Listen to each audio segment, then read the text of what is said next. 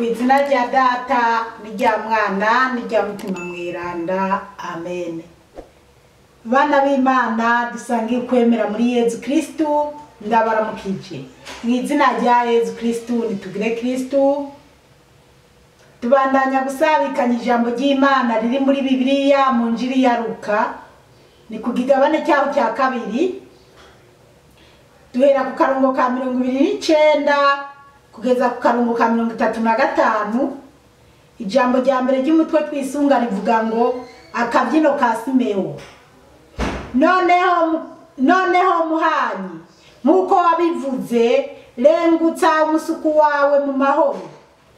Nkako amaso yanje yiboneye urukiza rwawe. Wateguriye ibihugu byose. Wa muco uzokumenyesha mu makungu. Bwabunahazwa bw'igihugu cawe Isirayeli. Se na nyina batangazwa n'ibimuvuzweko. Irindi jambo ry'umutwe rivuga ngo Simeo abura bizoshikira Yezu na Mariya. Simeo arabahezagira, araheza abwira Mariya nyina wa Yezu ati: uwo mwana benshi muri bene Isirayeli bazomwandurako urupfu, kandi yongere abere urukiza benshi, azoba ikimenyetso bazohazanirako. Eka nawe wenyene inkota izosogota mu mushaha, ivyiyumviro biri mu mitima ya benshi bizoheza vyibonekeze. Bene wacu muri Yezu Kristu, iri ni jambo ry'Imana, dushimye Imana. Haleluya, amen. Haleluya, haleluya, haleluya, amen, amen. Abana b'Imana, twari twaparitse turiko turaraba aho Simeo yarafashe ijambo agira atangure gushima Imana. Rero twumve uko byagenze. Haravuga ngo akabyino ka Simeo. Haleluya, amen. Buriya na Simeo yaratambye akabyino ka Simeo, tukumve. 29 havuga ngo noneho muhanyi, nkuko wabivuze, ngo noneho muhanyi mukamamana, nkuko wabivuze, rengutsa umusuku wawe mu mahoro, rengutsa umusuku wawe mu mahoro. Simeo atanguye kwisabira gupfa, abwiye Imana ati: muhanyi, nkuko wari warabisezeraniye, nipfire mu mahoro, nduhuke mu mahoro. 30 nkako amaso yanje yiboneye urukiza rwawe. Ngo nkako amaso yanje, amaso ya Simeo ariboneye urukiza rw'Imana, ariboneye jambo ry'Imana, ariboneye jambo w'Imana. 31 wateguriye ibihugu byose. Wateguriye ibihugu byose. Haleluya, wateguriye ibihugu byose. Murumva abana b'Imana ko natwe imihezagiro yadusohotseko. Mbese Simeo avuga ngo niboneye urukiza rwawe. Wateguriye isi yose. Ntabwo Imana yateguriye Isirayeli gusa, oya, nubwo avukiye muri Isirayeli mu muryango wo kwa Dawudi, ariko ngo wateguriye isi yose. Imana ni nziza cyane. Iyo yabonye ku isi yose twari dukeneye urukiza, natwe tukamenya Imana, kubera Aburahamu, ba Isahake, ba Yakobo, abo bagiye bazana na ba Dawudi, bagiye bazana muri Isirayeli, mu rubyaro rwa Isirayeli. Ariko Yezu nubwo avukiye muri uwo muryango wo kwa Dawudi, ariko nuwateguriwe isi yose. Haleluya, amen. 32 wa muco uzokumenyesha mu makungu. Ngo wa muco uzomenyesha Imana mu makungu. Umuco uzomenyesha makungu yose, isi yose.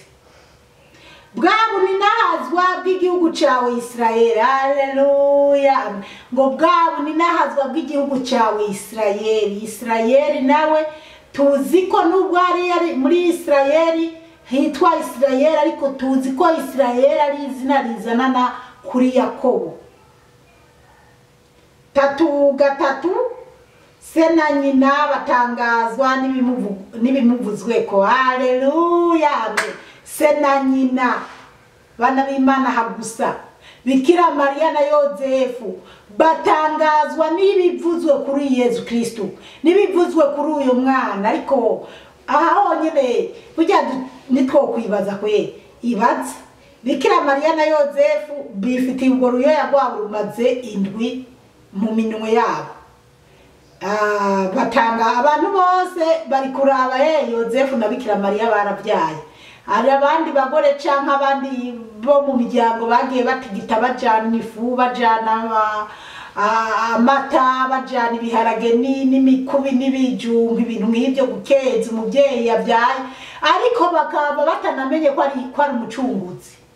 Babwira Mariya ongera sana, congratulation, felicitation, wibaruke Mariya, turakwakiriye mu babyeyi, batanazi yuko ari wa wundi yavuzwe mu gitabo ko azobyara umwana w'Imana.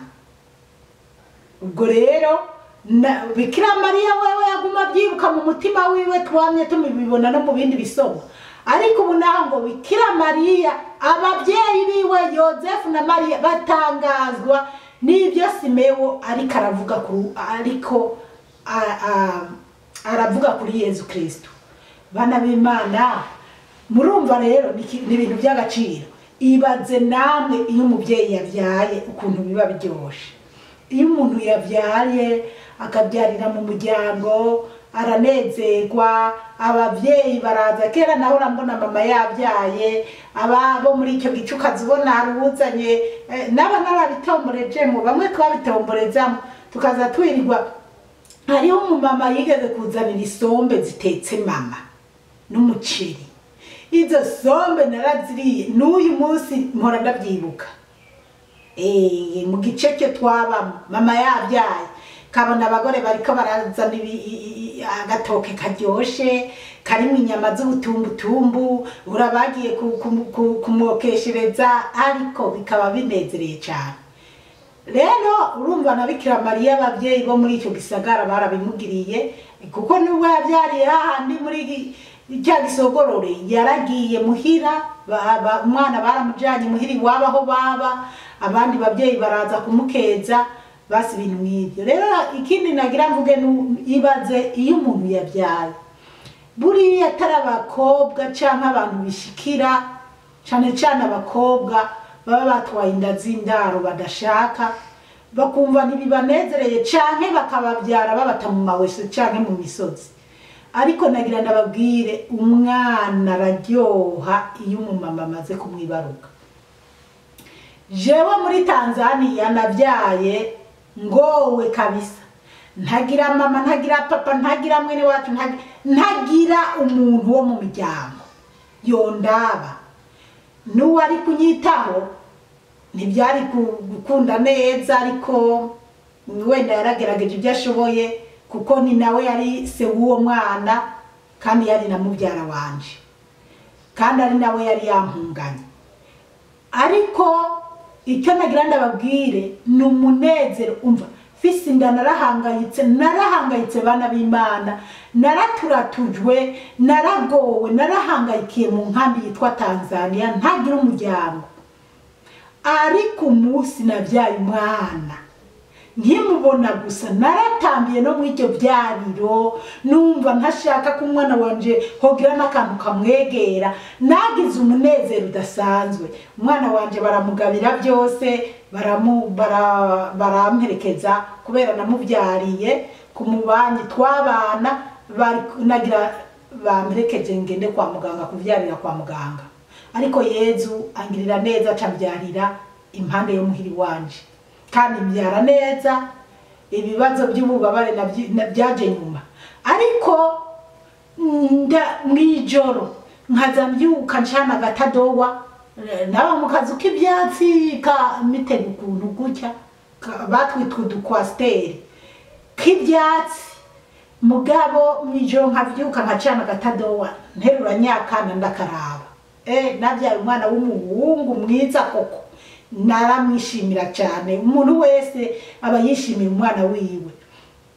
mbese umwana wanje nka yo bwaca nkazanirirwa ndagasimbagiza rakayoya ntazi n'ingene banzogaheka kakiriko n'uruzogi ngira n'ibibazo na papa w'umwana atangura kuvuga ko atari n'umwana wiwe mbese nari mpangayitse cyane ariko nubwo harabaye nimo n'ibintu nyene by'abantyoza na bya umwana yirabura sinuwo mupapa ariko mwijoro nkacana gatadowa nkatora kakana nkagasimbagiza nkanezerwa nkagira iki nubwo nari nakavyaye ntari kumwe na papa wako papa wiwe atakemera atanafashe neza yaranantaye mu nzu yo haleluya amen ariko ndashima Yezu haleluya ndamushima ndashima Imana yampaye uwo mwana nubwo bantyoza bakavuga ko nabyaye n'icyana kirabura bakavuga nabi ariko buri gihe nari abanyamwana nkanezerwa niyumvira ko ari umwana yavuye muri jewe nkumva ndi mu mara kandi rero nihasingizwe Yezu kuko nta mwana avuka ku gihamana oya umwana wese arinze avuka akarira akavuka kaza mwisi agahekwa akagira iki ujya mwana bavuye ku Mana wamubyara mu buryo bumeze gute ariko haba hari ikintu Imana yamuvuzeko rero gusa je ndiko ndavuga umunezero umuntu agira iyo yavyaye rero nimba jewe naranezerewe ngira umunezero kandi narinda nagowe ku ruhande hirya no hino hari amajambo nkeswe kwa Bikira Mariya hoho na ya majambo yari kuvugwa ko yatwaye inda y'indaro bari bamaze Yozefu yari yamaze kuyugara kuko umumarayika amaze kubonekera Yozefu ati ntumubenge mutoreho umujani wawe abantu bose bari baramaze nta n'uwari wiyumviriye ko Bikira Mariya yoba yari yagiye kwa Yozefu afise inda abari barabanje kubana mu misi bitaremerwa rero cumbwira ushatse kukumvisha wewe mugore uri kuranyumviriza n'umugabo uri kuranyumviriza umviriza ujya munezero mugira iwanyu mwabyaye umwana nanje ndiko ndaraba uwo munezero nagize nabyaye umwana kandi nari mu bihe bitoroshe ngowe ucu wiyumvira uwo munezero Bikira Mariya na Yozefu bagize noneho mu gihe aho baca hose baza babona babaha amashugwe abababwira ati yo congratulation yo wabyaye umwana mwiza wabyaye umwana w'Imana abamarayika ibyo bintu bazaniye Bikira Mariya wewe njewe Yezu yaramishuriye kwanza yego ni Yezu cyangwa se Imana yaramishuriye ingene abamarayika bazaniye ibintu Bikira Mariya yabyaye Yezu ubwo rero uwo munezero rero kuko twari kwiri jambo ngo se na nyina batangazwa n'ibimuvuzweko urumva Bikira Mariya na Yozefu batangazwa n'ibiriko biravugwa kuri Yezu rero abana b'isi turagenda gusa twivugira ducyoza tuvuga Bikira Mariya ni umugore nk'abandi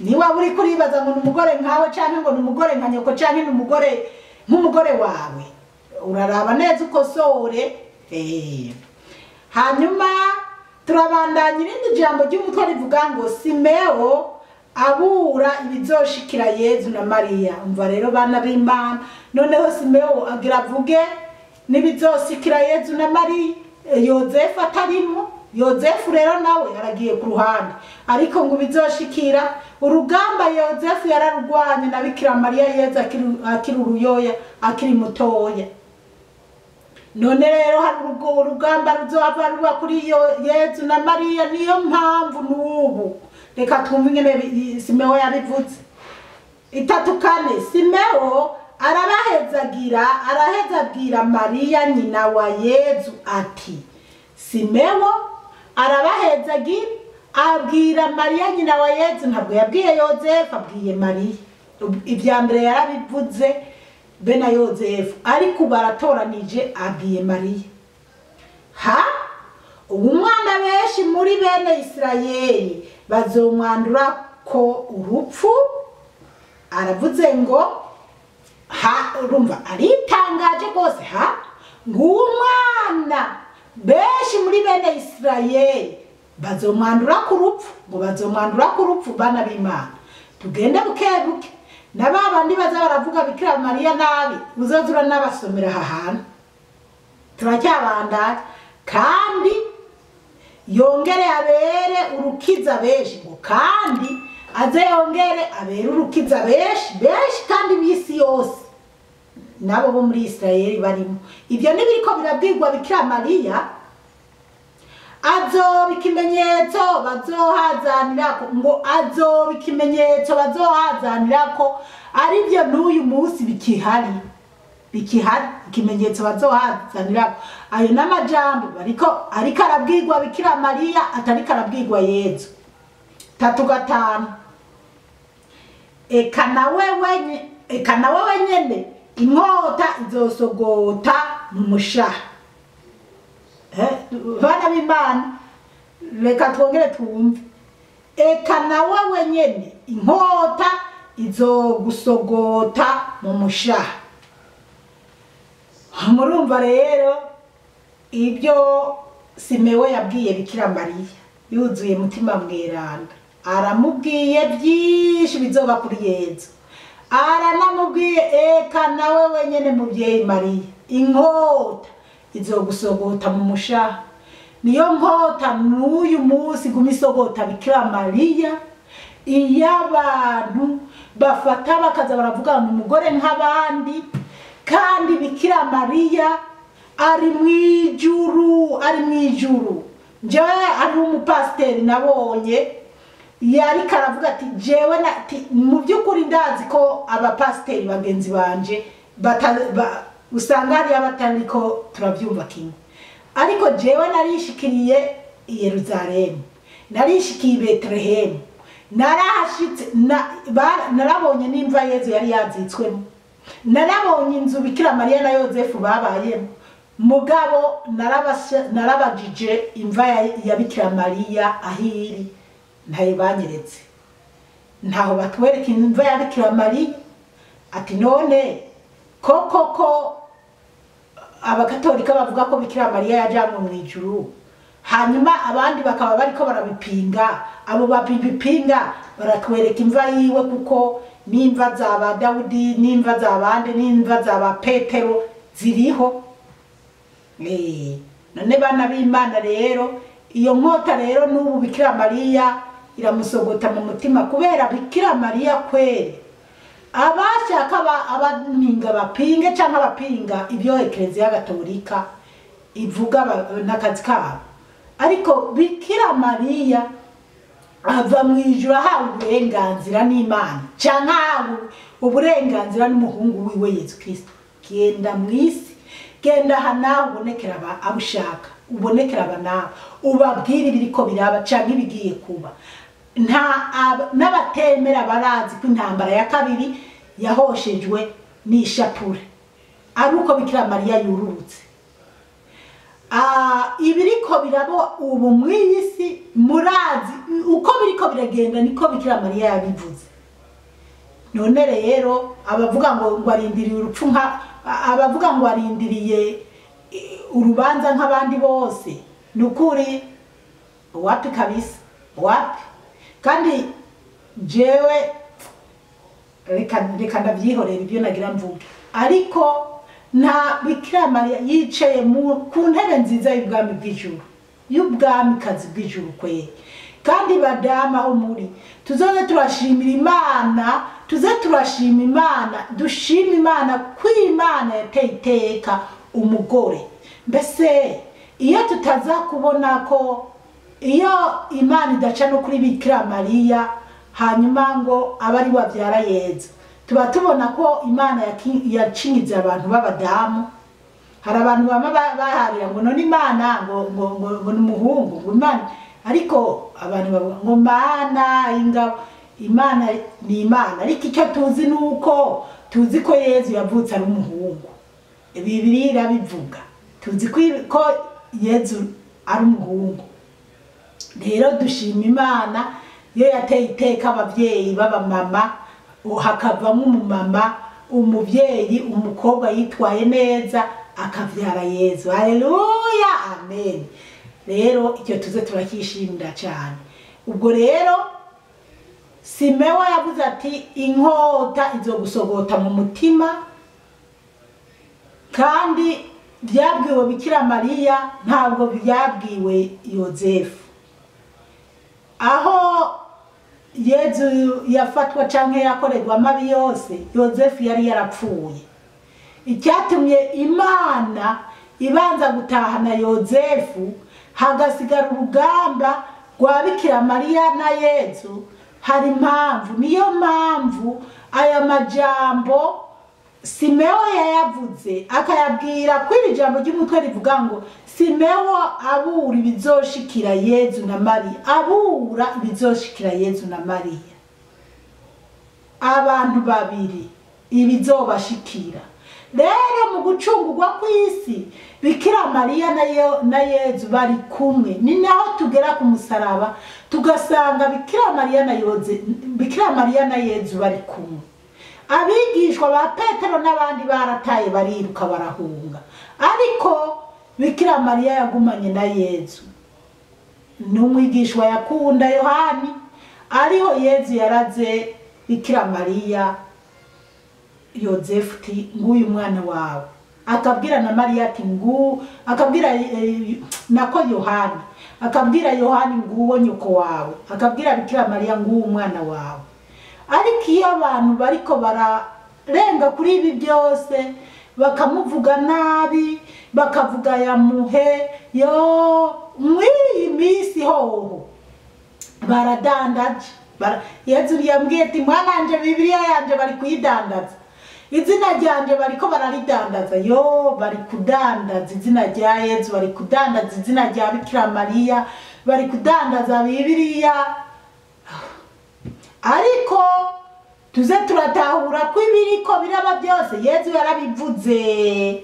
Rero gusa wowe urabe ingene uhagaze, utazoza usanga wagiye yo wajanye n'umuguruka, iyo nkota rero yasogose Bikira Mariya. N'ubu munsi tuze turamuhendahenda Bikira Mariya, tuze mbese iyo uri umukristu urikura ufashe ishapure cyangwa se urikura avuga agasabisho kawe ukabwira Bikira Mariya mubyeyi, ukamwereka ibiri kuba mwisi, Bikira Mariya azasaba abana biwe kugira tumufashe gusenga, tumufashe gukiza isi. Ariko abandi ngo abagatolika basenga umugore, basenga Bikira Mariya. Yewe nuko ari imbabazi z'Imana. Ijuru turirimba cyangwa tuvuga kurigeramo bizotugora. Reka duheze haravuga ngo ibyiyumviro biri mu mitima ya benshi bizoheza byibonekeze. Reka mbere twongere duhere kuri 3:5 havuga ngo eka na wewe nyene inkota izo gusogota mu mushaha. Mbega iyo nkota yasogose Bikira Mariya yamubyaye, ntabwo yagiye gusogota abandi bantu, oya. Ibyiyumviro biri mu mitima ya benshi, umva abana b'Imana murabe ibyiyumviro biri mu mitima ya benshi n'ubu bizoheza byibonekeze. Ngo bizoheza byibonekeze, sibyo bihari none ubu bana b'Imana. Bana b'Imana ni murabe neza ibi bintu Simewa yabwiye Bikira Mariya, kandi nibyo yaherukiye kuri Bikira Mariya. Ati ibyiyumviro biri mu mitima ya benshi bizoheza byibonekeze, yabivuga kuri Bikira Mariya. N'uyu munsi rero niho abahimbye ngo Bikira Mariya n'umugore nk'abandi, ngo yabaye iposita, isanduku ry'isezerano ry'Imana ririmo amabuye, ririmo amabwirizwa 10, nubaho riri rifise agaciro. Rero nyimba rya sanduku rigifise agaciro, na Bikira Mariya nyimba y'abayisanzwe yo kwibungenga Yezu nawe afise agaciro nkeswe wewe yabaye umuntu yavuga canke yari yavutse nkatwe. Bana b'Imana, umukama Imana bahezagire cyane, hanyuma mukomeze muryoherwe na bonane, umwaka mushasha mwiza, kandi twibuka n'abatashoboye kuronka kugira dusabikanye ibyo tuba dufise. Ego hanyuma umwaka w'ibihumbi 2023 Imana izowuduhe mu guhinduka. Imana nanje zirabaho ntagendeje neza, aho ntitwaye neza, izimpindure kugira nze ndagendera mu bugombe bw'Imana n'umuryango wanje, nawe bikubere nkuko nyene. Ntitwishinge iby'isi ahubwo twishinge ibizotugeza mu bwami bw'ijuru. Umukama Imana bahezagire cyane, mwarahezagiwe n'Imana. Ku izina rya Data n'irya Mwana n'irya Mutima Mweranda, amen. Turagusenga Yezu, turakuninahaza.